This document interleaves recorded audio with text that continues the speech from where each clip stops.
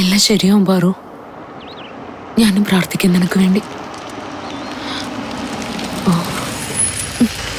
അവര് വരുന്നുണ്ട്. ഇതൊക്കെ അറിഞ്ഞതായിട്ട് വെച്ചേക്കല്ലേ. ഈ പേരിൽ ഞാൻ ഇമോഷണൽ ആവുന്ന സഞ്ജുവിന് ഇഷ്ടമല്ല.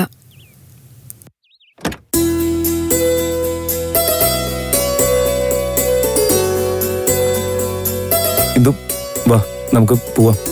അയ്യോ, അതൊന്നും ശരിയാവില്ല. ദേവനൊന്ന് ഇറങ്ങിയേ. ഓണൊക്കെ കഴിഞ്ഞ് സാവകാശം പോയാ മതി. ഞാൻ ഇവളും കൂടി കിടിലും കറികളൊക്കെ ഉണ്ടാക്കിയിട്ടുണ്ട്. സോറി ഭാവനെ, ഭക്ഷണമൊക്കെ ഇനിയൊരിക്കലാവാം. അതിന് മാത്രമായിട്ട് ഞങ്ങൾ ഒരു ദിവസം വരാന്നേ. അതെ, തനിക്ക് വേറൊന്നും തോന്നരുത്. മാനസികമായി ഞാൻ കുറച്ച് ഡിസ്റ്റർബ്ഡാ, അതുകൊണ്ടാ. പ്ലീസ്. അതൊക്കെ എന്നാലും ഇത്രയും കഷ്ടപ്പെട്ടിട്ട് അത് വല്ലാത്തൊരു സങ്കടമായല്ലോ.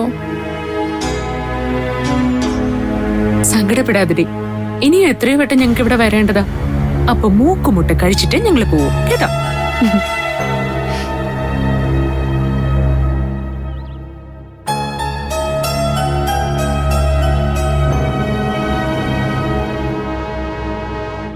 സഞ്ജയ്, ഞങ്ങൾ ഇറങ്ങട്ടെ. ശരി.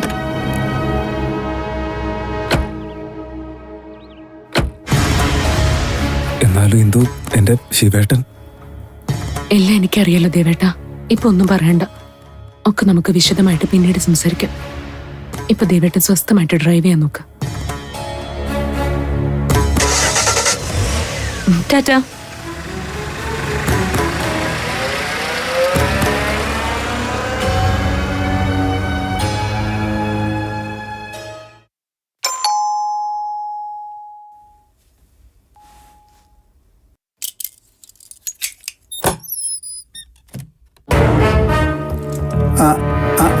തിലകനോ, അകത്തേക്ക് വന്നോളൂ. താൻ പറഞ്ഞില്ലെങ്കിലും അകത്തേക്ക് വരാൻ തന്നെയാ ഞാൻ വന്നത്.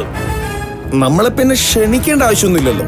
ഏത് നേരത്തെ ഇവിടെ വരാൻ പണ്ട് എനിക്ക് വക്കീൽ അനുവാദം തന്നിട്ടുള്ളല്ലേ? അല്ലേ വക്കീൽ മാമ?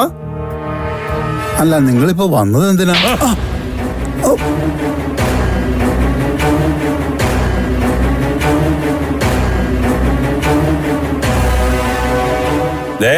ഇതൊരെണ്ണം തരാൻ, പിന്നെ നല്ല 4 വർത്താനവും പറയാൻ. മഹാഭാവി, താനാണല്ലേ എന്റെ മേനോനെ ചതിച്ചത്. തിലക, സോറി. അറിഞ്ഞുകൊണ്ട് ചെയ്തതല്ല, ഞാൻ പറ്റിപ്പോയി. അറിഞ്ഞുകൊണ്ട് ചെയ്തതല്ലെന്നോ? എന്നിട്ടാണോടോ മേനോന്റെ വീടും പറമ്പും തന്റെ പേരിലായത്?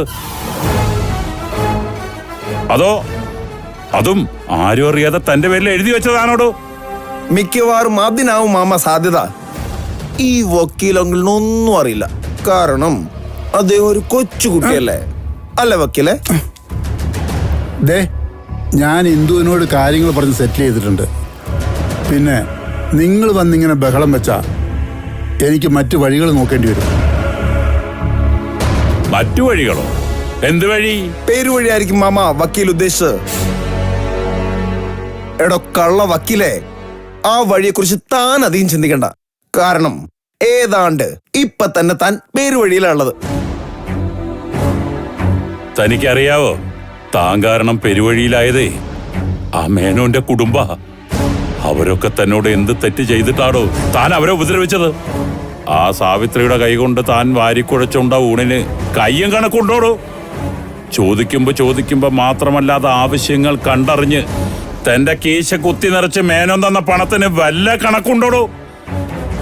എന്നിട്ടും താൻ എന്തിനാടോ എന്റെ മേനോനോട് ഈ ചതി ചെയ്തേ? അല്ല, അത് പിന്നെ എന്റെ ശീലവും പാരമ്പര്യ ഗുണവും അങ്ങനെ ആയതുകൊണ്ടാവും എന്നായിരിക്കും വക്കീൽ പറയാൻ വന്നത്, അല്ലേ? മനുഷ്യനായി ജനിക്കുന്നതിൽ ഒരു കാര്യമില്ല, മനുഷ്യനായി ജീവിക്കുന്നില്ല കാര്യം. താനും മേനോൻ അങ്കിളും തമ്മിലുള്ള വ്യത്യാസം അവിടെയാ. താൻ പഠിച്ചു നേരം ഈ അറിവ് വെച്ച് മേനോൻ അങ്കിളിനെ പോലൊരു നല്ല മനുഷ്യനോട് ഇത്രയൊക്കെ ചെയ്തപ്പോ പാവങ്ങളായ ക്ലയന്റുകളോട് താൻ എന്തൊക്കെ ചെയ്തു കാണും? എങ്ങനെയൊക്കെ അവരെ ചതിച്ചു കാണും? വക്കീലെ, ചതിയായാലും വഞ്ചനയായാലും ഒന്നും ഒരുപാട് കാലം വാഴാനുള്ളതല്ല. അതിനൊക്കെ ഒരു അവസാനം ഉണ്ടാകും. പക്ഷേ നന്മകൾ അങ്ങനെയല്ല. അതൊരു മനുഷ്യൻ മരിച്ചു കഴിഞ്ഞാലും നിലനിൽക്കും. ഇതൊക്കെ മറന്നു ജീവിച്ച് തനിക്ക് വരാനിരിക്കുന്ന ദുരന്തം വളരെ വലുതാവും വക്കീലേ. താൻ കണ്ടോ, എന്റെ ഏടത്തിയമ്മ കുഴിച്ച കിടങ്ങില താനിപ്പോ ഉള്ളത്. എപ്പോഴാന്ന് വെച്ചാൽ ഏടത്തിയമ്മ ഒന്ന് മൂളിയാ മതി, തന്നെ ഞങ്ങൾ അതിനുള്ളിലിട്ട് പച്ചയ്ക്ക് മൂടും. പറഞ്ഞില്ലെന്ന് വേണ്ട. നിങ്ങളിങ്ങനെ ആളാമിതം എന്നെ ഡിസ്റ്റർബ് ചെയ്താ ഞാൻ പോലീസിനെ വിളിക്കും. എന്നാ വിളിക്ക്, പോലീസിനെ, പട്ടാളത്തിനെയോ, പ്രധാനമന്ത്രി ആരെ വെച്ച് വിളിക്ക്. വിളിച്ചു പണ്ടറടങ്ങ്. പക്ഷെ ആരെ വിളിച്ചാലും കുരുക്ക് വീഴുന്നത് തന്റെ കഴുത്തിൽ തന്നെ ആയിരിക്കുന്നു മാത്രം. മേടിക്കടോ, എന്നിട്ട് വിളിക്കടോ. എന്താ പറ്റുന്നില്ലേ? ഇനി വേണമെങ്കിൽ ഞാൻ വിളിക്കാടോ പോലീസിന്. എന്റെ പൊന്നത്തിലക, എന്നെ ഒന്ന് വെറുതെ വിട്. എല്ലാത്തിനും മാപ്പ്. മോനെ വിഷ്ണു, നീ കുറച്ചു നേരം പുറത്തു നിന്ന് ഞാൻ ഇയാൾക്ക് ഇത്തിരി മാപ്പ് കൊടുക്കട്ടെ.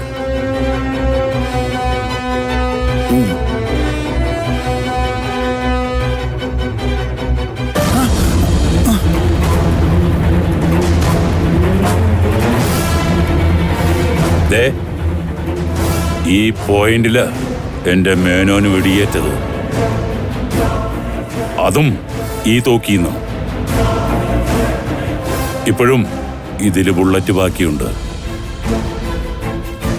വലിക്കട്ടെ ഞാൻ? പ്ലീസ് തിലക, വേണ്ട വേണ്ട, ദയവ് ഇതെന്നെ ഒന്നും ചെയ്യരുത്. പേടിക്കണ്ടടോ, ഇപ്പൊ ഞാൻ ഇതിന്റെ കാഞ്ചി വലിക്കില്ല. തന്റെ മുന്നിൽ നിന്ന് കളിക്കുന്ന ചിലരില്ലേ, അവന്മാർക്കായി ഓരോന്ന് വീതം വെച്ചിട്ട് അവസാനം ഞാൻ ഇങ്ങോട്ടൊരു വരവുണ്ട്. അപ്പോ ഒരു ബുള്ളറ്റ് ഇതിൽ ബാക്കി കാണും. കുബുദ്ധി കൊണ്ട് ആറാട്ട് നടത്തുന്ന തന്റെ ഈ തലയോട്ടി പൊട്ടിക്കാൻ തൽക്കാലത്തേക്ക് ഞാൻ പോവുക.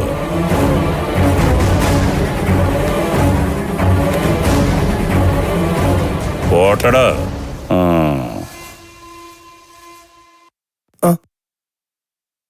അല്ല മാമ, എന്നെ പുറത്തിരുത്തിയിട്ട് എന്ത് സമ്മാനം ആ പേട്ട വക്കീലിന് കൊടുത്ത്? അറിയാനുള്ള ആകാംക്ഷ ഉണ്ടാ?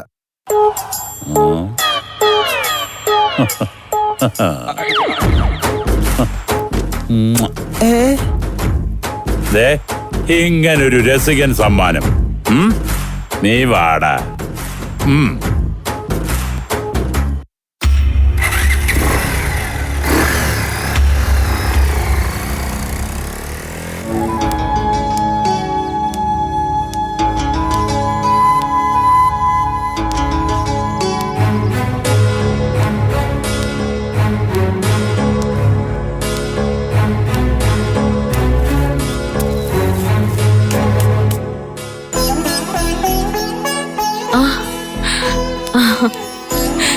അയ്യോ, രേവതി ആന്റിയോ? വാ വാ, കേറ്. ഈ വരവ് ഞാൻ ഒട്ടും പ്രതീക്ഷിച്ചില്ല കേട്ടോ. വേണ്ട മോളെ, കയറുന്നില്ല. പെട്ടെന്ന് തന്നെ പോണം. ഞാൻ മോളെ ഒന്ന് കാണാൻ ഇറങ്ങിയത്. എന്താ ആന്റി? വേറൊന്നുമല്ല, ശിവന്റെയും മഹിതയുടെയും വിവാഹത്തെക്കുറിച്ച് സംസാരിക്കാന്, ഒപ്പം വിഷ്ണുവിന്റെ കാര്യവും. വിഷ്ണുവിന്റെ കാര്യം? അതെന്താ? മോളെ ഇന്ദു, ഒരിക്കലും ഗൗരി ഈ വിവാഹത്തിന് സമ്മതിക്കില്ലായിരുന്നു. ഞങ്ങളല്ല ആലോചനയുമായി ചെന്നതെങ്കിൽ. മഹിതയുടെ കാര്യം ഗൗരിയോട് ആലോചിക്കാൻ വിക്രമേട്ടൻ പറഞ്ഞു വിട്ടത് എന്നെയും മാധവനെയായിരുന്നു. സത്യത്തിൽ ഒട്ടും ഇഷ്ടമുണ്ടായിട്ടല്ല ഞങ്ങളന്ന് പോയത്. പോകേണ്ടി വന്നു. ഞങ്ങളാവുമ്പോൾ ഗൗരി ഞങ്ങളെ വിശ്വസിക്കുന്നതൊക്കെ നല്ലപോലെ അറിയാം. അതുതന്നെ ഈ കാര്യത്തിൽ സംഭവിച്ചത്. ശരിക്കും ഈ കല്യാണം ഒരു ചതിയെ. എനിക്കത് അറിയാം ആന്റി, പക്ഷെ ചേച്ചിയമ്മയ്ക്ക് ഇപ്പോഴും അത് മനസ്സിലായിട്ടില്ല. അവളെ ഇതിൽ കുറ്റപ്പെടുത്തിയിട്ട് കാര്യമില്ല മോളെ. കാരണം ആലോചനയുമായി ഞങ്ങൾ ചെന്നിട്ട് പോലും അവൾക്ക് ആദ്യം നല്ല സംശയം ഉണ്ടായിരുന്നു. അതെന്നെ മാറ്റി നിർത്തി ചോദിക്കുകയും ചെയ്തു. ജീവിതത്തിൽ ആദ്യമായി അവസാനമായി ഞാനൊരു കള്ളം പറഞ്ഞത് അന്നാണ്. ആന്റി? അതെ മോളെ. എന്റെ മുഖത്ത് നോക്കി ഈ ആലോചന ചതിയാണോ എന്ന് പലവട്ടം എന്നോട് ചോദിച്ചു. ഉള്ളിൽ ആ ചോദ്യം കുത്തി തറയുമ്പോഴും എനിക്ക് അവളോട് വലിയൊരു കള്ളം പറയേണ്ടി വന്നു. ധൈര്യമായി ഗൗരി വിവാഹത്തിന് സമ്മതിച്ചോളൂ. ഇതിലൊരു ചതിയുമില്ലെന്ന് ആ മുഖത്ത് നോക്കി എനിക്ക് പറയേണ്ടി വന്നു മോളെ. എന്റെ ആ ഒറ്റ വാക്കില് ഗൗരി ഇപ്പോഴും ഉറച്ചു നിൽക്കുന്നത്. എന്നെ അത്രയ്ക്ക് വിശ്വാസം അവക്ക്. എന്നിട്ട് ഞാൻ ആ സാരമില്ല ആന്റി, അത് കഴിഞ്ഞു പോയില്ലേ? ഇല്ല മോളെ, ഒന്നും കഴിഞ്ഞു പോയിട്ടില്ല.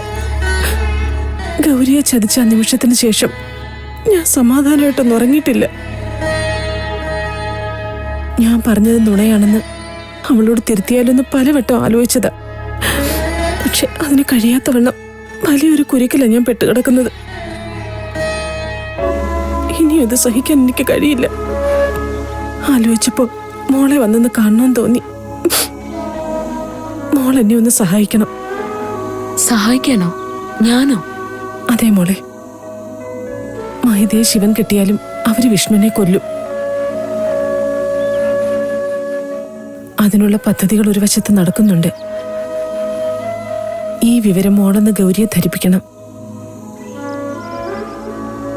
എന്തോ അവളുടെ മുഖത്ത് നോക്കിയത് പറയാൻ എനിക്ക് കഴിയുന്നില്ല. വിവാഹം കഴിഞ്ഞാൽ ഉടൻ തന്നെ അവനെ എങ്ങോട്ടേലും മാറ്റണം. മോള് വേണം അതിന് മുൻകൈ എടുക്കാൻ. ഇതെന്ന് പറയാനാ ഞാൻ ഇത്രത്തോളം വന്നത്. ഇനിയിപ്പോ തിരുത്താനും വിലക്കാനും ഒന്നും ഞാനും ആന്റി ഒന്നും നിൽക്കണ്ട. ഈ വിവാഹം നടന്നാലും ഇല്ലെങ്കിലും എന്റെ വിഷ്ണുവിനെ തൊടാൻ വിക്രമനും കൃഷ്ണനും ഉണ്ണിക്കും കഴിയില്ല. അവനെ വിട്ടുകൊടുക്കില്ല ഞാൻ അവർക്ക്. എന്തുറപ്പില്ല മോളെ നീ പറയുന്നത്? അറിയാലോ നിനക്കവരെ. അറിയാവുന്നതുകൊണ്ട് തന്നെയാ ഇന്ദു ഈ പറയുന്നത്. ആന്റി, സത്യം പറഞ്ഞ ഏറ്റവും ഭീരുക്കളാണ് ഏറ്റവും ക്രൂരന്മാരാവുന്നത്. എത്രമാത്രം ദുഷ്ടതരങ്ങൾ ചെയ്യുന്നു അത്രമാത്രം ഭയത്തിൽ ഒളിക്കുന്നവരാ ഓരോ ക്രൂരന്മാരും. ആന്റി ധൈര്യമായിട്ട് പൊയ്ക്കോ, ഇത് ഞാൻ നോക്കിക്കോളാം.